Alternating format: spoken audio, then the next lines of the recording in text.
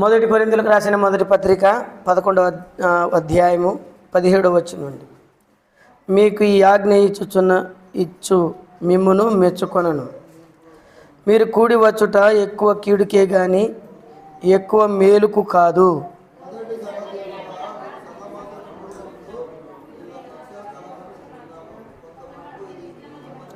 ఏం చదువుకోకున్నారు? అన్నం తినలేదా? అన్నం తిననోళ్ళు ఉంటే ఇప్పుడు పోయి తినరేపోండి. గట్టిగా చదవాలా. మీలో యోగ్యులైన వారెవరో కనబడినట్లు మీలో భిన్న అభిప్రాయములు ఉండక తప్పదు.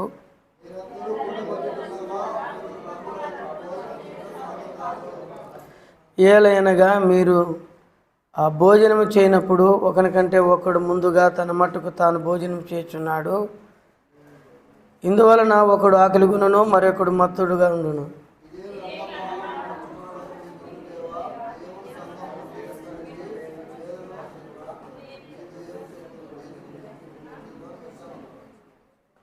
నేను మీకు అప్పగించిన దానిని ప్రభు వలన పొందితిని.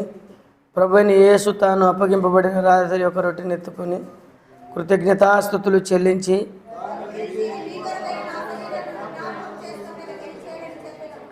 ఆ ప్రకారమే భోజనమైన పిమ్మట ఆయన పాత్రను ఎత్తుకొని, ఈ పాత్ర నా రక్తములైన క్రొత్త నిబంధన, మీరు దీనిలోనికి త్రాగునప్పుడల్లను నన్ను జ్ఞాపకం చేసుకున్నట్టుకై దీన్ని చేయుడని చెప్పాను.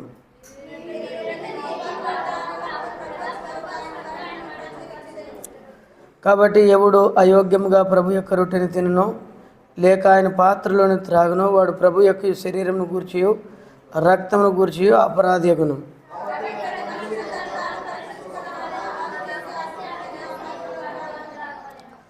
ప్రభు శరీరం అని వివేచింపక తిని త్రాగువాడు తనకు శిక్షావిధి కలుగుటకే తిని త్రాగుచున్నాడు.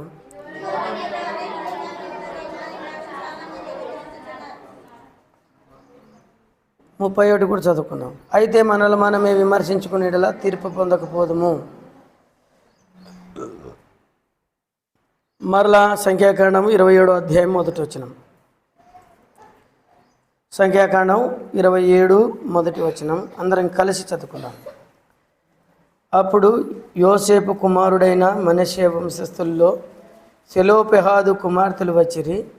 సెలోపెహాదు ఏసేరును కుమారుడును గిలాదు మనముడును మాకీరు మునిమనుడైండెను.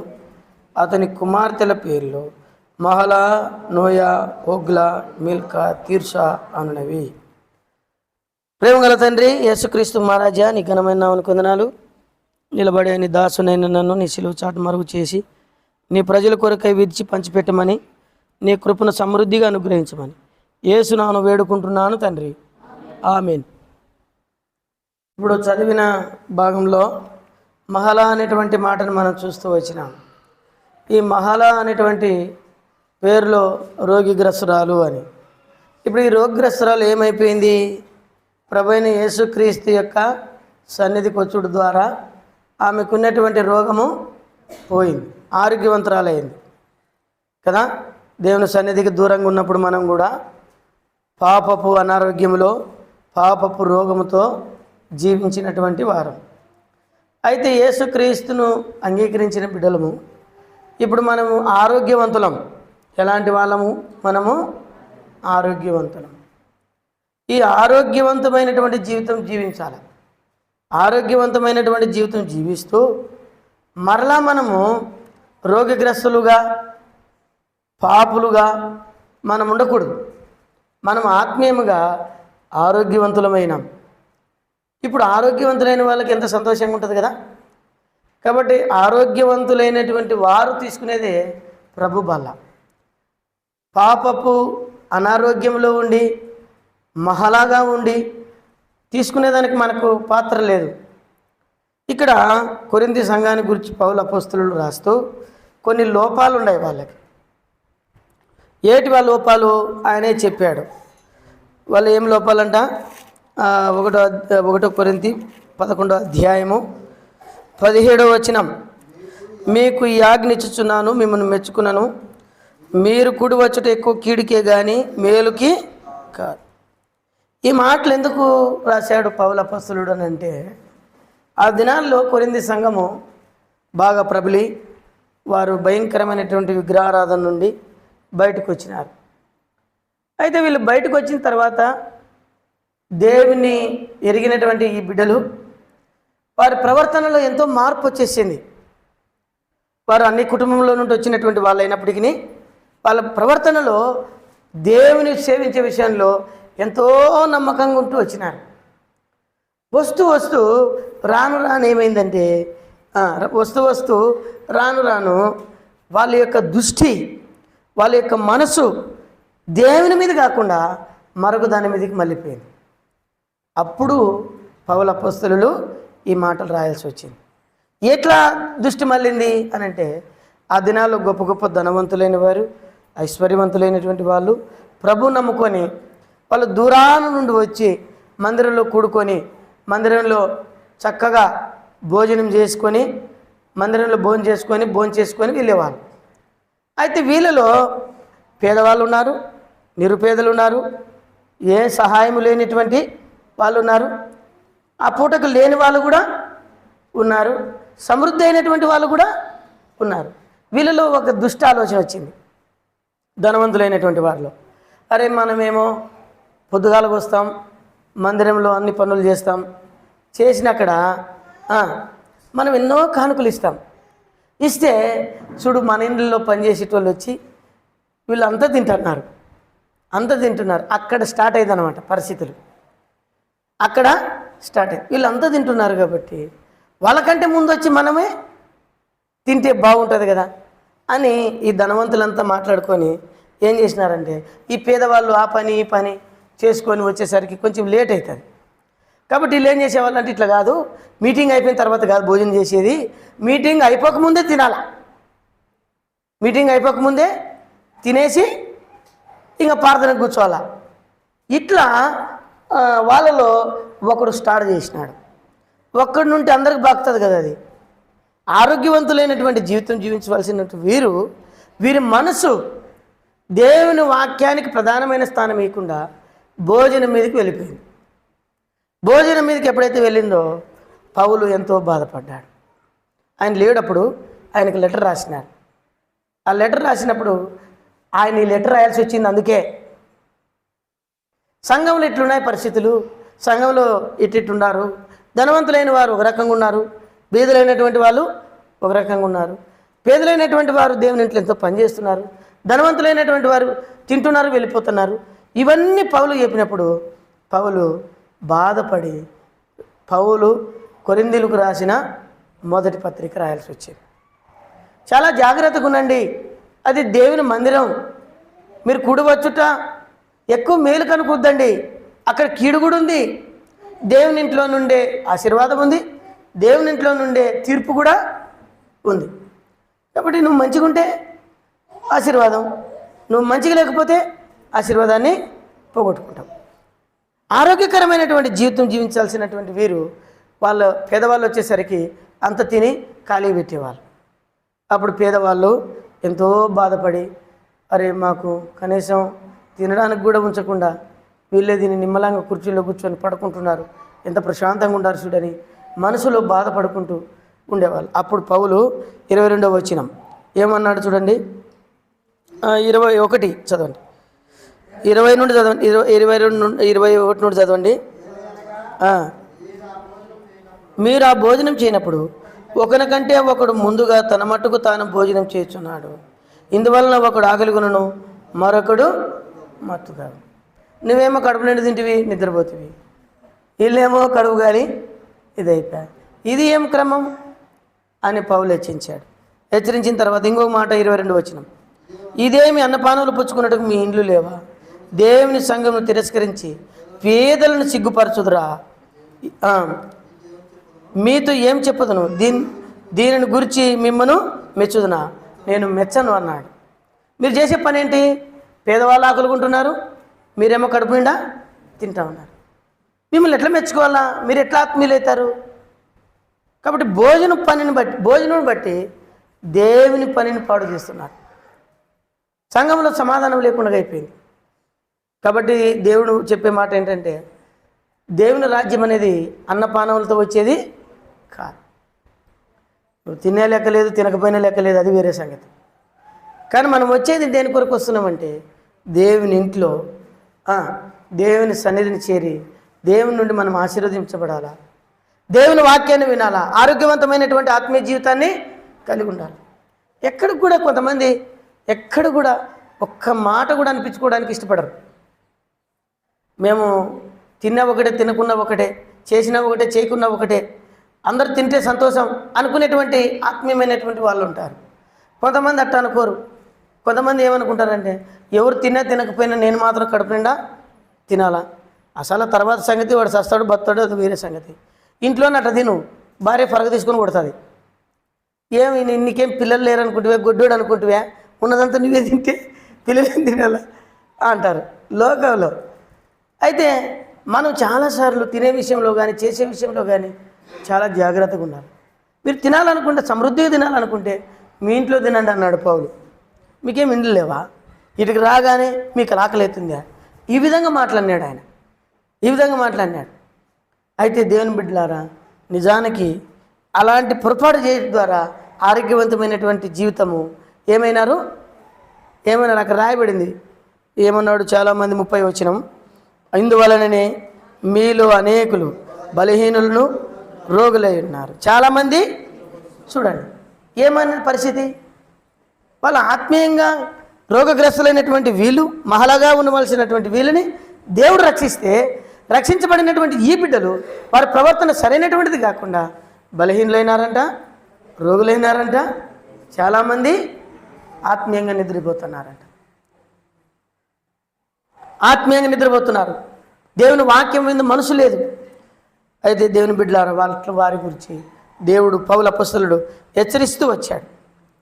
అలాంటి వాళ్ళు ఎలా ఉంటారంటే తెలుసా, ఈ మాట కూడా వాళ్ళు రాను రాను ఎట్లయితారంటే చూడండి, యూదా పత్రికలో రాయబడింది. ఈ మాటలు కూడా నేను అనుకుంటాను, ఈ చిన్న చిన్న విషయాలు కూడా దేవుడు మనతో మాట్లాడతాడు. చూడు కదా, నేర్పిస్తాడు తన బిడ్డలు.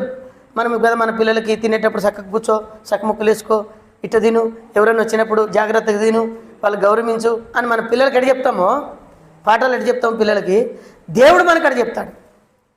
కాబట్టి తిండిని ప్రేమించకూడదు, ఇది మొదటిది. తిండిని ఎప్పుడు కూడా మనం ప్రేమించకూడదు. తిండి విషయంలో దేవుడు మనకిస్తాడు. మనం అడగకంటే ఆకాశ పక్షులు పోషించే దేవుడు మనల్ని పోషించలేడా కదా. నేను మొన్న సంఘానికి పోయినాను. ఆ సంఘంలో వాళ్ళు ఏం చేసినారంటే మామూలుగా పచ్చిమిరకాయల పప్పు చేసినారు, పచ్చిమిరకాయల కారం చేసినారు. రెండు నేను తినకూడనివే. పచ్చిమిరకాయల పప్పు, పచ్చిమిరకాయలు కారం, పచ్చిమిరకాయలతోనే జోరిపప్పు చేసినారు. అన్ని పచ్చిమిరకాయలే. అందరూ ముఖాలు చూసుకుంటున్నారు. ఏం జరుగుతుంది? పోతే పోతాం, ఉంటే ఉంటాం, అంతే. పెట్టండి తింటానని చెప్పినాను. తింటావన్నా అని అడిగినారు. 3-4 సార్లు అడిగినారు. తింటాను, ముందు పెట్టింది తినవన్నాడు దేవుడు. తినేది తినేసినాను. సాయంత్రం బాధపడినాను, కానీ సాయంత్రం తిప్పలు పడాల్సి వచ్చింది తిన్న తర్వాత. అయితే కొన్నిసార్లు మనం అనుకునేది జరగదు కదా. తిండిని మనం అంతగా ప్రేమించకూడదు. కానీ దేవుడు ఇస్తాడు మనకు. మనల్ని ఎప్పుడు పస్తులు పండబెట్టినాడా? మన అమ్మ మన నాయనోళ్ళు కష్టం చేస్తే అప్పుడు పూర్వ దినాల్లో ఎన్నిసార్లు పస్తులు పండుకునింటారు కదా. తిండి లేక, తెచ్చుకోలేక, చేసుకోలేక, పగలంతా పని చేసి రాత్రి నీళ్ళు దాకా పండుకున్నటువంటి జీవితాలు మన అమ్మ మన నాయనోళ్ళు తెలుసు, వాళ్ళకి తెలుసు. అది మనకి ఎన్నడూ కూడా ఉపవాసము లేం. మనం కంటికి గోరింది అప్పటికప్పుడు ఎగ్ రైస్, అప్పటికప్పుడే ఫ్రైడ్ రైస్ కదా. ఎంత వేడివేడి ఎగ్గు బిర్యానీ. ఇంకా నాగరాజు అంటే ఇంక చెప్పబట్టకూడదు. ఇంకా అట్లా ఆయన రోజు చికెన్ తెచ్చుకుంటాడు, చేపలు తెచ్చుకుంటాడు. సరే, మంచిది, అవన్నీ దేవుడు ఇచ్చినాడు. అయితే అలాగని మనం శ్రేష్టమైనది తింటున్నాం. మనం అలాంటివి ఏం తింటున్నాం? శ్రేష్టమైనవి తింటున్నాం. మన నాయన మన అమ్మోళ్ళు అట్లా తినలే. దేవుడు మనల్ని ఆశీర్వదించినాడు. ఈ దినాల్లో నాకు తెలిసినంత వరకు కుక్కలు కూడా తినుకున్నాయి అన్నం. అవి కూడా పెడితే ఎక్కువై పోతాడాయి. ఇంత సమృద్ధిలోనే తెచ్చినాడు దేవుడు మనల్ని. కానీ దాని మీద మనసు పోకూడదని ఇక్కడ దేవుడు మనతో మాట్లాడుతున్నాడు అనమాట. దాన్ని ఎక్కువగా ప్రేమించకూడదు. అలాంటి వారు ఎట్లయితారంటే ఆత్మీయంగా, యూదా పత్రిక 1వ అధ్యాయము ఆత్మీయంగా ఎట్లయితారు? 12వ వచనం నుండి. యూదా పత్రిక ఆ, ఆ. చూడండి, వీరు నిబ్బరముగా మీతో సుఖభోజనము చేయొచ్చు, తమను తాము నిబ్బరముగా పోషించుకొనొచ్చు. మీ ప్రేమ విందులలో దొంగ మెట్టులుగా వీరు గాలి చేత ఇటు అటు కొట్టుకొని పో నిర్జలమైన మేఘములుగాను, కాయలు రాలి పొలములు లేని 2 మార్లు చచ్చి వేలుతో పెక్కలింపబడిన చెట్టుగాను. చూడండి, ఇట్లాంటి వాళ్ళుగా అయిపోతారు. ఇలాంటి వాళ్ళు ఏమవుతారంటే ప్రేమ ఉంటే చెప్పున్నా వస్తాములే, ఏమన్నా ఈ వారం రాలే మందిరానికంటే ప్రేమ ఉందిందే. ఎవరు సమర్పించుకున్నారు? ఎవరు సమర్పించుకునేది? పలానా వాళ్ళు ఎంతంట చికెన్ పెట్టేది? నీకెందుకు అవన్నీ? నీకెందుకు అవన్నీ? చాలాసార్లు ఎంతంటే చికెన్ పెట్టేదంటే ఎంతో లేన్న వాళ్ళు సమర్పణ వాళ్ళు పెడతారంట. కాదు, అవుతుందో లేదని వాళ్ళు ఏది కానీ వాళ్ళకి తెలుసు, వాళ్ళు చెప్పుకుంటారు. అది మనకెందుకు? చాలాసార్లు దేవుని బిడ్డలైనటువంటి మనం ఇలాగ రోగ్రస్తులు అవుతూ ఉన్నాం. ఇలాగన మనం ఆత్మీయ జీవితంలో ఆరోగ్యవంతులుగా ఉండవలసిన మనం రోగిగ్రస్తులుగా అయిపోతూ ఉన్నాం, మహలాగా అయిపోతున్నాం. దేవుడు మనల్ని దేవుని మందిరానికి తీసుకొచ్చాడు, తన గుడారము తీసుకొచ్చాడు. ఈ మహల అనేటువంటి పాపపు రోగం నుండి విడుదల పొందించాడు. సర్వ శరీరులకు రక్షణ దొరికింది. ఇది ప్రాముఖ్యమైనది కాదు. యేసు ప్రభు తన బిడ్డలకు ఇస్తున్న చిన్నవే ఇచ్చాడు, కానీ అవి ఆశీర్వదించబడినవి. 5 రొట్టెలు 2 చేపలు, సమృద్ధి. వీళ్ళు ప్రేమ విందుల్లో దొంగమెట్టులుగా ఉంటూ ఇటు అటు గాలికి కొట్టుకున్నాం. కాబట్టి చాలా దేవుని బిడ్డలమైనటువంటి మనము ఇలాగ బలహీనులముగా రోగిగ్రస్తులముగా మనం ఉండకూడదు. 2 తెస్సలోని పత్రిక చూడండి, 3వ అధ్యాయము 10వ వచనంలో పౌలు అపోస్తలులు ఆ తెస్సలోని సంఘంలో కూడా కొంతమంది ఉన్నారు, అట్లా వాళ్ళకు కూడా హెచ్చరించినాడు. ఆ సంఘంలో కూడా ఎట్లాంటి ప్రజలు ఉన్నారు? కొరింథీలో ఉన్నారు, ఆ సంఘంలో ఉన్నారు. 2వ సంఘం మరి తెస్సలోనికి సంఘం. రండి, 2 తెస్సలోని పత్రిక 3వ అధ్యాయం 10వ వచనం చదవండి. నేను మీ వద్ద ఉన్నప్పుడు ఎవడైనా పని చేయని వాళ్ళక పోయిన ఎడల వాడు భోజనం చేయకూడదని మీకు ఆజ్ఞాపించితిమి. ఆక్రమముగా నడుచుకున్నారని వినుచున్నాం. చూడండి, మరి ఇక్కడ ఏమన్నాడు దేవుడు? ఎవడైనాను పని చేయకుంటే వాడు భోజనం చేయకూడదు. చూడండి ఎంత హెచ్చరించినాడు. ఇక్కడ హెచ్చరించినప్పుడు ఇంకో మాట ఏం కనబడుతుంది మనకంటే, ఒక మాట ఏం కనబడుతుందంటే, మనము ఇంటికాడ కూడా ఈడు చెప్పినాడు కదా, ఈడు తినొద్దేమోలే, ఇంటికాడ భార్యని పని పంపించి నేను బాగా పడుకుంటాను అనుకోకూడదు. కొంతమందికి గురి పెట్టుకుని ఉంటారు, నన్ను ఈ పని అయితే చేస్తాను, ఈ పని అయితేనే చేసేది నేను, ఇంకో పని చేయను, నేను నా చేత కాదు, నాకు పని లేదు కాబట్టి నేను పడుకుంటా. దేవుడేమన్నాడు? నువ్వు పడుకునేవనుకో, ఆ రోజు 2 పూట్ల అన్నం కట్ చేసుకో, నీ శరీరాన్ని సుఖపెట్టాకు. నువ్వు ఈరోజు పండుకునేవనుకో, రేపొద్దున కూడా పడుకుంటావు. కాబట్టి పని చేయకుంటే ఇంటికాడ కూడా కూలి పని పోకపోతే, పనికి పోయి బతకపోతే, పని చేసుకోకపోతే, ఏదో ఒక పని చేస్తే నేను ఆ రోజు భోజనం చేయాలి. అదే దేవుని వాక్యం చెప్పేది. పనికి పోకుండా ఏం పోకుండా ఇంటికాడ అటు ఇటు తిరిగి కదా, సిస్టర్స్ కానీ బ్రదర్స్ కానీ పని ఏదో ఒక రకంగా వెతుక్కోవాలా. మన పిల్లలు ఖాళీగా ఉండారనుకో, మనకి పని దొరకపోవాలా. నాకు ఆశ్చర్యం కలిగింది, ఇంటి ఆయన తన కొడుకు ఆయన అవతల ఏం చేసినాడంటే ఒకటి పంచర్ షాప్ పెట్టినాడు. వాడు సాయంత్రం రాగానే పంచర్లు వేస్తాడు. వాడు ఏంది, మేము వచ్చినప్పుడు పెద్ద పాపోడు పుట్టింది, తర్వాత మళ్ళీ 2 ఆడపిల్లలు పుట్టిరి, ఆ తర్వాత పిల్లోడు పుట్టినాడు. మరి వాడు గింతున్నాడు, వాడు పంచర్ వేస్తున్నాడు, వాడికి నేర్పించుకుంటున్నాడు వాళ్ళ ఆయన. మనమైతే నిన్న ఒక సిస్టర్ అనింది, పని చేసేటోళ్ళని వద్దంటామన్నా, అబ్బాయి ఎంత ప్రేమ, రేపొద్దున నేను ఊరేస్తాడు. మా ఊర్లో ఒకడు పిట్టగాడం నుండే పేరే, వాళ్ళమ్మ అట్ట కాదు ఇట్టు కాదు అనిపించింది. వాళ్ళమ్మ ఏడదా పెట్టినా అవి తీసుకుపోతాడు. ఏడని దాచిపెట్టు లెక్క. ఒకరోజు కోడి రెక్కకి కట్టింది లెక్క, వాడు మొత్తం ఉడికినాడు, కోడి అమ్ముకొస్తామని కోడి పట్టుకున్నాడు. కోడి పట్టుకుంటే రెక్క కిందే ఉంది. ఏంది ఇది? కాబట్టి మనం నేర్పించుకోవాలి మన పిల్లలకి. ఏదో వాడు వచ్చి నేర్పాడు, ఏదో వాళ్ళు వచ్చి మనకు నేర్పారు. పని చేయకుంటే వాళ్ళకి అన్నం పెట్టకూడదు. వాళ్ళు అట్లా నేర్పిస్తారు ముస్లింలు. మనమేమో ప్రపంచంలో మనకే పుట్టినారు పిల్లలు అన్నట్టుగా ప్రేమిస్తాం. ఇంకెవరికి పుట్టలేదు భూమిన. కొంచెం కానీ ఏమన్నా ఇంతలో బంగారు గడ్డ నింటే ఇంక ఎంత చూసుకుంటామో ఏమి లేదు మనకు. పగలంతా ఎండ పోయి వచ్చినా మనం ఇంకా తగ్గం. అంతగా అవసరం లేదా అట్లా చేసినామనుకో వాళ్ళని మనమే చెడుపడతాం, రేపొద్దున ప్రయోజకులుగా లేకుండా చేస్తాం. నాకు ఆశ్చర్యం కలిగింది. అరే ఆ మంచిని చూసి నాకు సిగ్గు వచ్చింది. నా కొడుకుని ఎంత దుర్మార్గంగా పెంచినాను అనిపించింది నాకు. వాడు నీళ్ళు తీయమంటే తేడు, సతాయిస్తాడు. ఏదైనా పని చేయమంటే సతాయిస్తాడు. వాంతో ఒక అర్ధగంట సేపు కొట్లాడితే పని చేస్తాడు. చూడు ఎంత పరిస్థితి వచ్చింది. నేను ఎంత దౌర్భాగ్యం అనిపించింది. ఒక అన్నిని చూసి నాకు సిగ్గు వచ్చింది. పని చేయకుంటే మనం ఏం కాకూడదు. పూర్వము మనం స్కూల్ పోయినా ఏమిటికి పోయినా గడ్డి తేవాల బరిగొడ్లకి, పని చేయాల్సిందే తల్లిదండ్రి. అందుకని మనం ప్రయోజకులైనాం. ఇప్పుడు మనం అట్టగా 10 గంటలైనా లేపం. మనం పండుకుని పెరిగే పిల్లగాడు. నవ్వుతున్నారంటే మీరందరూ అదే నేను చేసేది. పండుకుంటే పండుకునే పండుబెట్టు, నిన్ను ఒకసారి సమాధిలో పండుపెడతాడు. అంతే జరిగేది, ఏముండదు.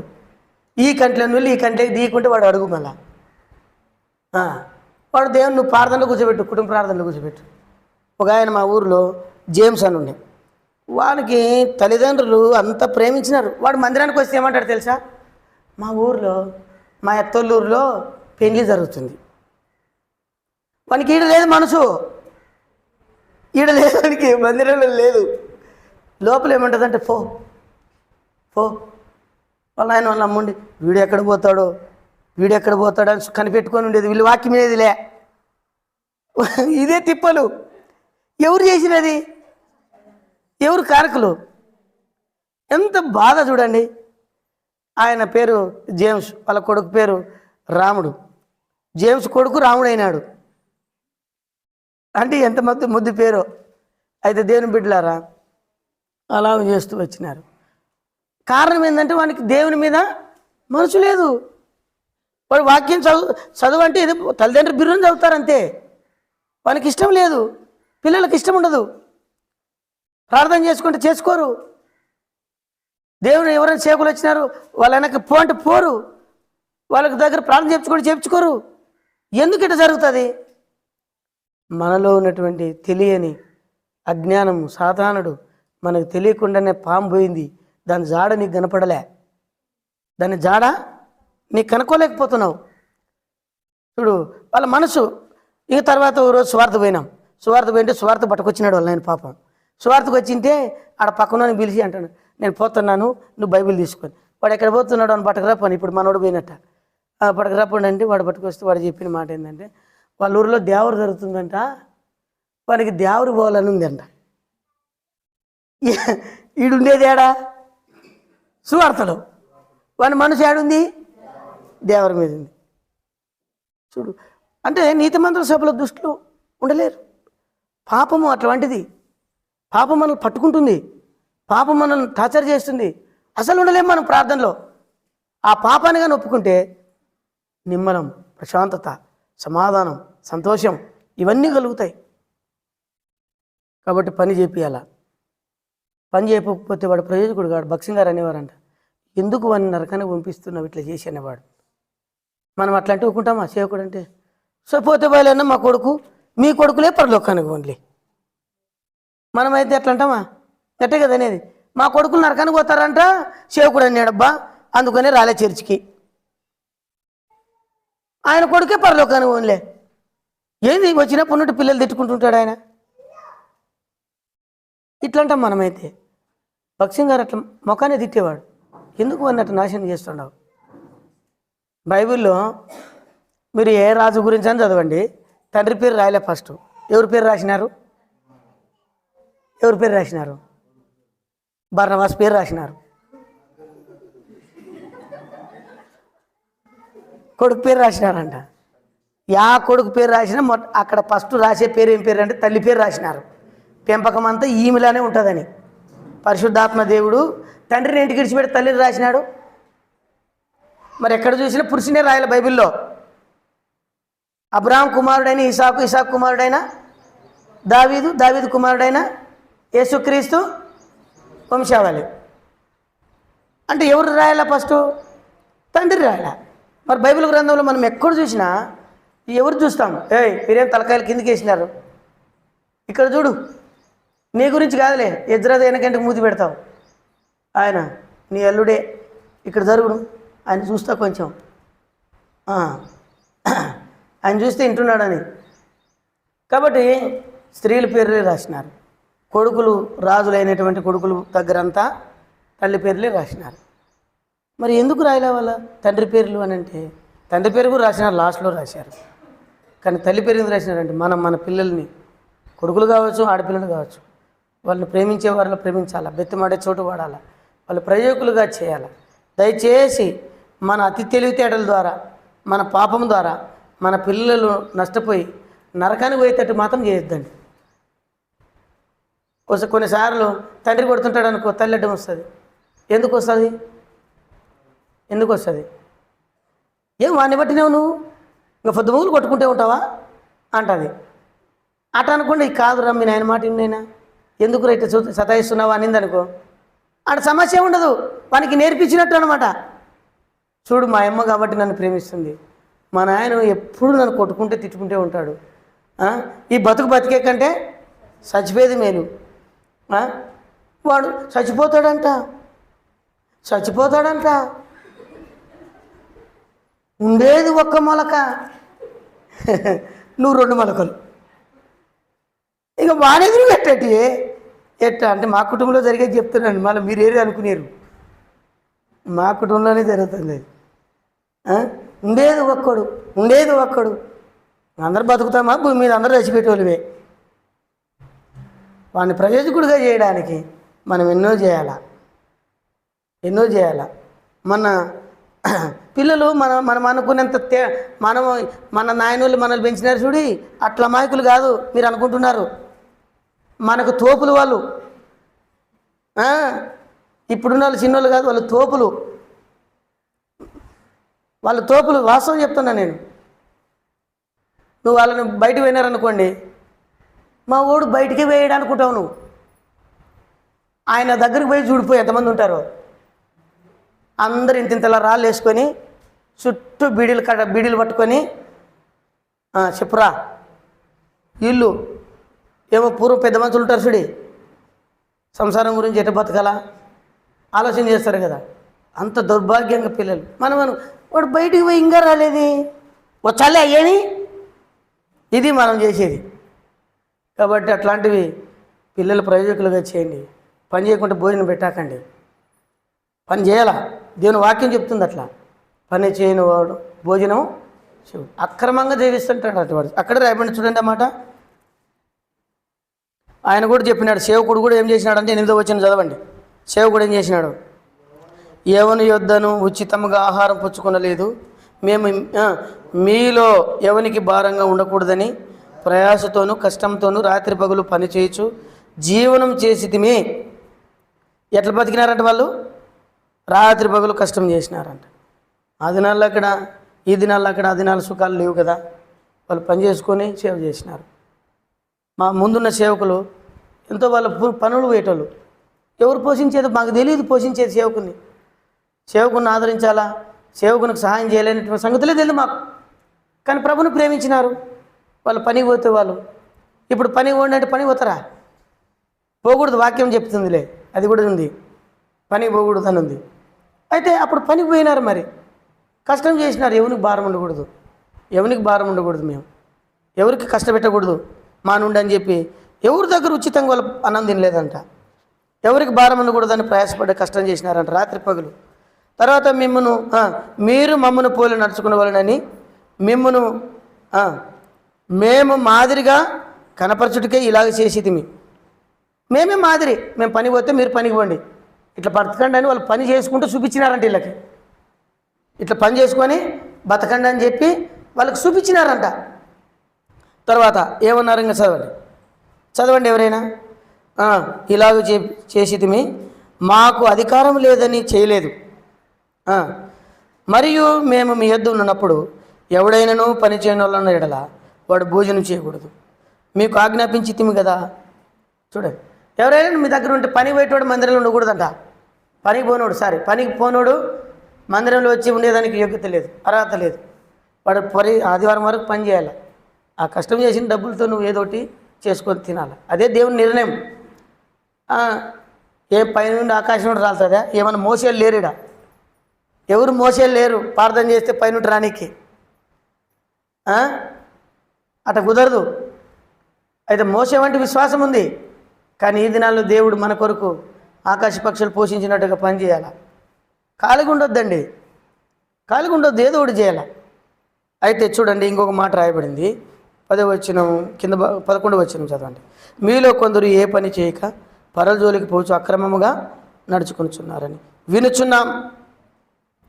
అక్రమంగా పని చేయకపోయినా, పని పోయకపోయినా అక్రమంగా తింటారంట ఇంట్లో. తల్లిదండ్రులు తెచ్చిపెట్టింది తినడానికి నీకెవరు చెప్పినది? తల్లిదండ్రులు తెచ్చిపెట్టింది నువ్వు తినుకుంటుంటావా? యవనస్తులారా జాగ్రత్త.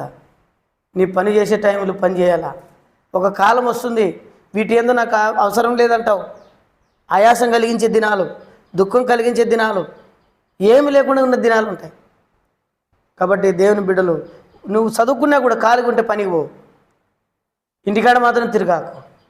నిన్ను బట్టి మీ అమ్మ మీ నాయనకి అవమానం కలుగుతుంది లోకంలో. చాలా జాగ్రత్త. అట్లా హెచ్చరించాడు. ఈ మాదానికి చెప్పినాడు, ఎవడు పని చేయకుండా అక్రమంగా నడుచుకుంటున్నారని. తర్వాత చూడండి, రోమపత్రికలో దేవుని రాజ్యం అది కాదు, దేవుని రాజ్యము అది కాదు. రోమపత్రిక 14:17 చదవండి, త్వరగా చదవండి, ముగింపుకి వస్తుందా.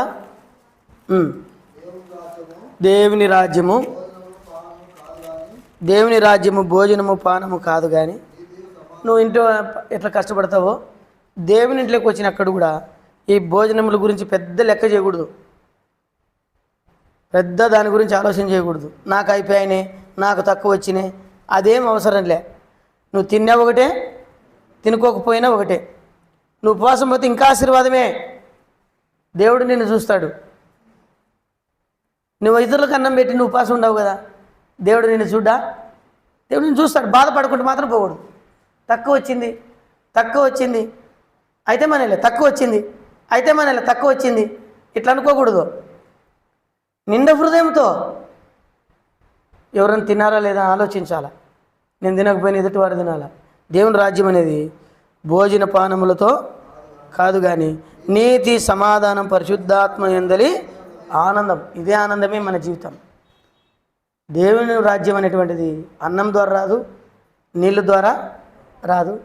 వాళ్ళ సంఘంలో అట్లుండారు పరిస్థితులు. పౌలు హెచ్చరించినాడు, ప్రభు మీకు అప్పగించిన దాన్ని ప్రభు వలన పొంది తిని.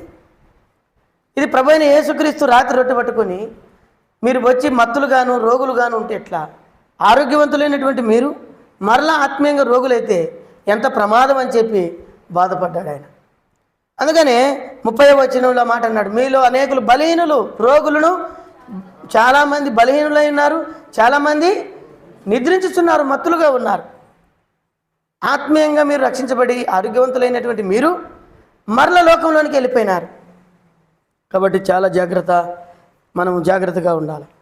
ఇలాంటి రోగులని విడిపించడానికి యేసుక్రీస్తు ప్రభు ఏం చేసినాడంట? కలవరి శిలువలో తన ప్రాణమును అప్పగించాడు. ఇలాంటి నన్ను బాగు చేశాడు. అందుకని మనం లూకాసు వార్త 11 యోహాను సువార్త 11 అధ్యాయంలో 39 నుండి 43 వరకు అంటాడు, లాజరు బయటికి రా. ఆయన ఎలాగైతే లాజరును బాగు చేసినాడో, ఎలాగైతే లాజరు బయట తీసుకొచ్చినాడో, నిన్ను నన్ను మన పాపపు కట్ల నుండి బయట తీసుకొచ్చాడు.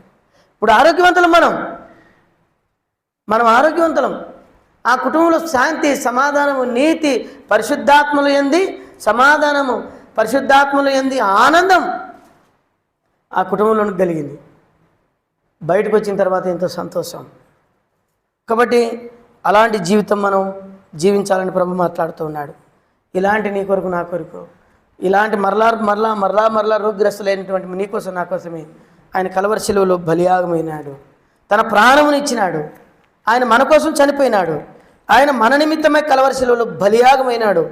యెషయా గ్రంథం 53 చివరిగా 53:10 వచనం చదవండి. అక్కడ కొన్ని మాటలు రాయబడ్డాయి. 53:10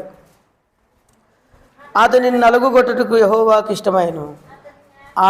ఆయన అతనికి వ్యాధి కలుగు చేసినాడంట.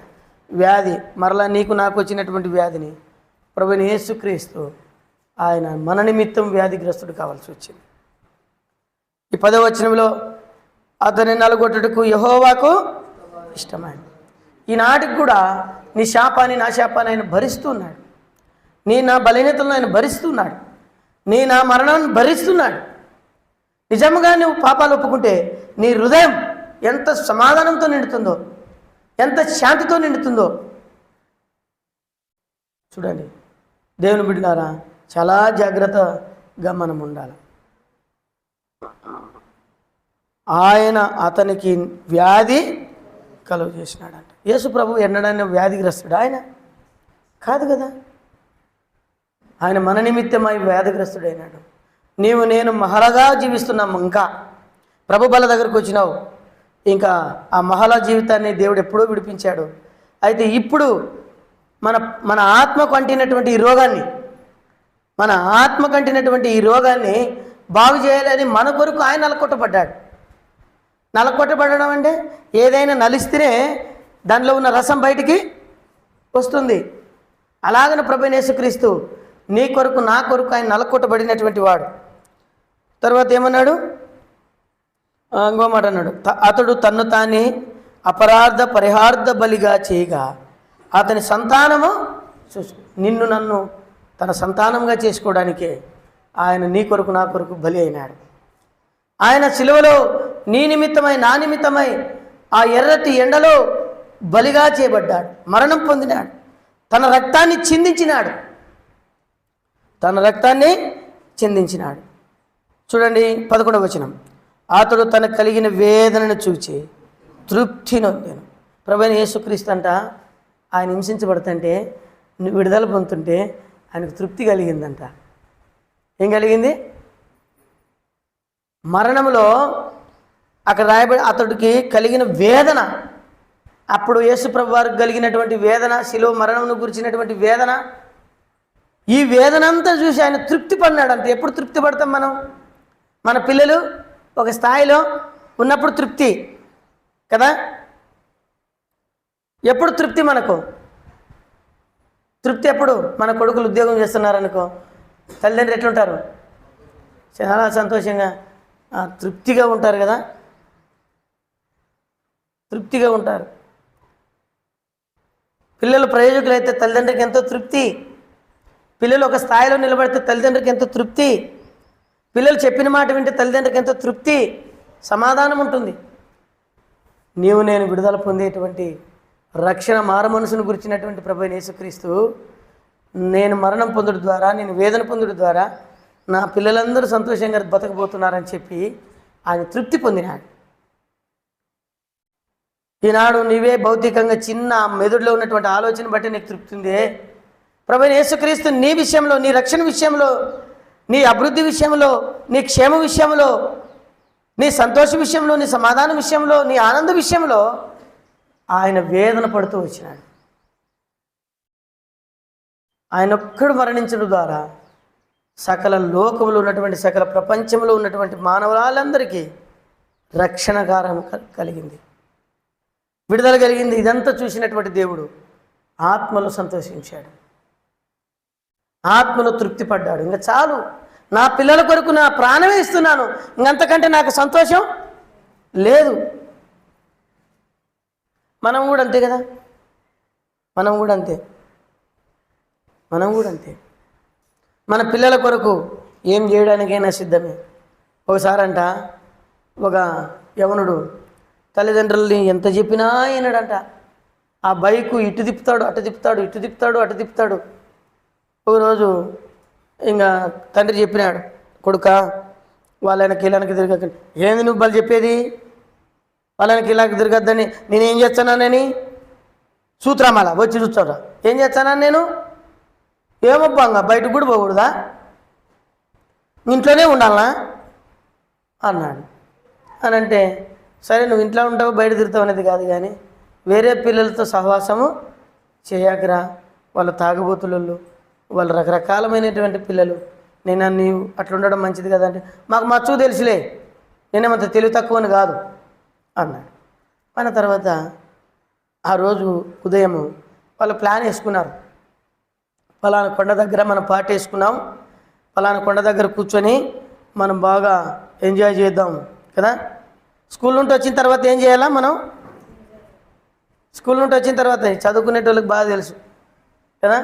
స్కూల్ నుండి ఇన్ని రోజులు హాస్టల్లో ఉండి వచ్చినాను, ఇప్పుడు ఏం చేయాలి? నేను ఎంజాయ్ చేయాలి. ఆ ఎంజాయ్ మనకు నష్టం తెస్తుంది. అప్పుడు ఏం జరిగిందంటే ఆ కొడుకుని తీసుకొని ఆ కొడుకు వెళ్ళిపోయినాడు. ఉదయమే వెళ్ళిపోయినారు. అంత ఫ్రెండ్స్ అంతా జమై బాగా తిన్నారు, తాగినారు, సంతోషపడినారు. తిన్నారు, సంతోషపడినారు. వాళ్ళకు ఏం జరిగిందంటే వాళ్ళలో ఒకడు అనుకోకుండా ఒక మాట అన్నాడు. మాయమ్మని తిడతావారా నువ్వు అని చెప్పి వీడు అన్నాడు. మాయమ్మని తిడతావా అని చెప్పి వాడు అన్నాడు. ఒకరికొకరు ఏం చేసుకున్నారంటే కొట్టుకుంటే ఈయన్ని ఏం చేసినారంటే ఆ కొండ మీద ఒక రాయి మీద ఉన్నారు, అక్కడ నుండి దొబ్బినారు అని కిందికి నెట్టేసినారు. అక్కడ నుండి కిందికి నెట్టేయగానే వాడు ఆ రాళ్ళకు తగలకుండా నెత్తి పగిలి కాళ్ళు చేతులు ఇరిగి చాలా తీవ్రమైన గాయాలుగా రక్తం అంతా కూడా కారిపోయింది. ఇప్పుడు వీళ్ళుగా తాగిన మబ్బులో వాడు చచ్చిపోయినాడు అని చెప్పేసి అక్కడోటి ఇక్కడోటి పారిపోతే అక్కడ దారిలో నుండి పోతా ఉంటే ఇప్పుడు చిన్న పిల్లోడే, 16 ఏళ్ళు 17 ఏళ్ళు పిల్లోడే, ఏమి ఇట్లా పడిపోయినాడు పిల్లోడు అని చెప్పి ఎవరో హాస్పిటల్కి చేరిస్తే ఎవరు పిల్లోడు అని విచారిస్తే పలానోని పిల్లోడు అని తెలియదు. అప్పుడు వాళ్ళ నాయనకి మరి మంచిని పంపించి పోలీసు వాళ్ళు మీ పిల్లోనికి ఇటు జరిగింది, యాక్సిడెంట్ జరిగింది, ఏం జరిగిందో, అయితే ఆ పిల్లోని దగ్గర నుండి ఎక్కువ మందు వాసన వస్తూ ఉంది, మందు తాగినట్టున్నాడు అని చెప్పినారు. చెప్తే ఇంకా తల్లిదండ్రి పరిగెత్తుకుని పోయినారు. అప్పుడు డాక్టర్లు అన్నారు, నీ కొడుకు మరి ఎముకలు కట్టుకుంటాయి, మిగతా చిన్న చిన్న గాయాలన్నీ కట్టుకుంటాయి, కానీ బ్లడ్ అనేటువంటిది లేనే లేదు, ఆ పిల్లోనికి 6 లీటర్ల బ్లడ్ ఇవ్వాలని చెప్పినారు. ఎంత 6 లీటర్ల బ్లడ్ ఉండేది మంచి దగ్గర 6 లీటర్ది. 6 లీటర్ల బ్లడ్ ఇవ్వాలంటే ఇంక ఏమైనా తెచ్చిస్తారు. మనమైతే అంటాం, నా బ్లడ్ ఇస్తున్నా అంటే ఏమంటాం, ఉండు నువ్వు పని చేసేటోడు, ఇంకా పెరగదేమో వీళ్ళకి తెలియదు కాబట్టి నేను చూస్తుంటాను హాస్పిటల్లో, నేను బ్లడ్ ఇస్తున్నాను, నువ్వు బ్లడ్ ఇస్తావా, నీ భార్య బ్లడ్ ఇస్తావా, నువ్వు ఇయ్యాకు, నువ్వు వేరే వాళ్ళు కొనుక్కున్నావులే, నువ్వు పని చేసేటోడివి, రక్తం పోతే రాదంట. ఎవరు చెప్పినది? తింటే వచ్చాడు పెరుగుతుంటుంది, పాత రక్తం పోతే కొత్త రక్తం వస్తుంది. మీ భాషలో చెప్తాడా, అదేం ఉండదు, అట్లా పెరుగుతుంది. అప్పుడు ఆ కొడుకు గురించి తండ్రి అన్నాడు, నా రక్తం అంతా ఇచ్చి నా కొడుకును బ్రతికించండి. వాడు దుర్మార్గుడు కదయ్యా, వాడు దుష్టుడు కదయ్యా, నా కొడుకు బతుకుతాడంటే నాకు చాలు. వాడు నిన్ను ప్రేమించిన వాడు కాదు, నిన్ను తృణీకరించిన వాడు, నువ్వంటే లెక్క చేయని వాడు, నీ మరణంను కోరుకున్నవాడు, ఇట్లాంటి తల్లిదండ్రికి ఎందుకు పుట్టినానని వాడు, వాని కొరకు నువ్వు చేయడం ఏంటంటే, లేదు నా కొడుకు బతకాలా, నేను చనిపోయినా చింతలే, సరే మీ ఇష్టం, ఏం చేస్తామని చెప్పి డాక్టర్లు ఆ తండ్రి యొక్క రక్తానంతా ఇచ్చేసినాడు. తన కొడుకు కొరకు తన తండ్రి తన కుమారుని నిమిత్తం ప్రాణం పెట్టినాడు, చచ్చిపోయినాడు. తండ్రి ప్రాణం విడుస్తూ కొడుకును బతికించినాడు. అప్పుడు ఈ కొడుకు లేచి అన్నాడంట, చూసి మీ నాయన నీ కొరకు రక్తం కార్చి ఆ రక్తమంతా ఇచ్చి నేను బ్రతికించినాడు అంటే, బ్రతికించినాడా, బాగా చూసినావు అన్నాడంట. అది మన జీవితం, ఆత్మీయ జీవితం. అది దాని విలువ నీకు తెలియదు. 16 ఏళ్ళ వయసు అంటే ఏందనుకుంటువి? 16 ఏళ్ళ వయసు ఎవరు మాటిండ్రుగా, ఆ వయసే పడిపడిలేసే వయసు అంట అది కదా. ఆ వయసు అటువంటి డేంజర్ వయసు. అందుకని 16 ఏళ్ళ వయసు నుండి పిల్లలను పట్టుకోవాలి.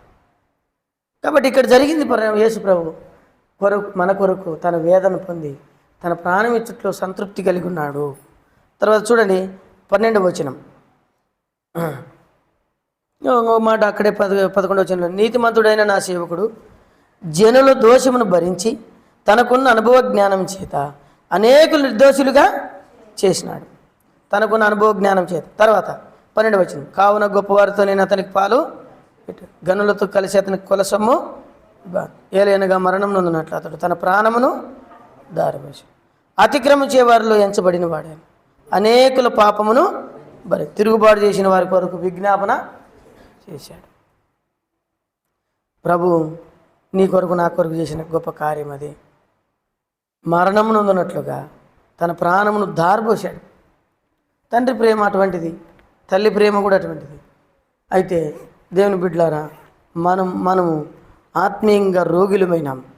ఇప్పుడు బల దగ్గరకు వస్తున్నాము. నేను ఏమనుకోవాలంటే, ప్రభా ఆత్మీయంగా నేను మహలాగా మరలా మారిపోయినాను. అయితే నీ బల దగ్గరకు వస్తున్నాను. ప్రభా నన్ను కడుగు. నా కొరకు నువ్వు మరణం పొంది తృప్తి పొంది నన్ను రక్షించే విషయంలో, నా రక్షణ విషయంలో నువ్వు పడిన వేదనను బట్టి నీకు వందనాలు.